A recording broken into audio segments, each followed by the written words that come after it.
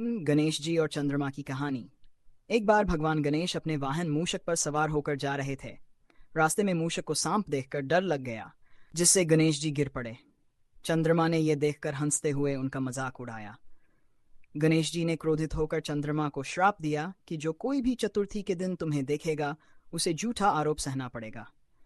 चंद्रमा ने क्षमा याचना की, तो गणेश जी ने कहा कि जो व्यक्ति इस दिन मेरी पूजा करेगा और यह कहानी सुनेगा, वह श्राप से मुक्त हो जाएगा। राजा हरिश्चंद्र की कथा। सत्यवादी राजा हरिश्चंद्र को अपने सत्य और धर्म की परीक्षा में सब कुछ खोना पड़ा। उनकी पत्नी ने सकत चौथ का व्रत रखकर भगवान गणेश की पूजा की।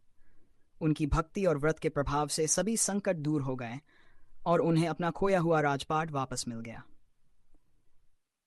ब्राह्मण पुत्र की रक्षा। एक ब्राह्मण का पुत्र गंभीर बीमारी के कारण मृत्यु को प्राप्त हो गया। ब्राह्मण की पत्नी ने भगवान गणेश का व्रत रखा और उनकी पूजा की। व्रत के प्रभाव से गणेश जी प्रसन्न हुए और ब्राह्मण के पुत्र को पुनः जीवित कर दिया। यह कथा भगवान गणेश की कृपा का प्रमाण है। महिला के जीवन से संकट का नाश। एक गांव में एक महिला अनेक परेशानियों का सामना कर रही थी। उसने सकत चौथ का व्रत रखा और पूरे दिन भगवान गणेश की कथा सुनी। व्रत पूरा करने के बाद उसके जीवन से सभी संकट समाप्त हो गए और उसे सुख शांति प्राप्त हुई।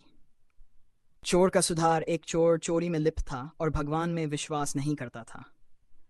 एक बार उसने अनजाने में सकत चौथ का व्रत रखा और भगवान गणेश की कथा सुनी। इसके बाद उसके मन में बदलाव आया। उसने चोरी छोड़ दी और ईमानदार जीवन जीने लगा। यह कथा भगवान गणेश की कृपा और उनकी सुधारात्मक शक्ति को दर्शाती है।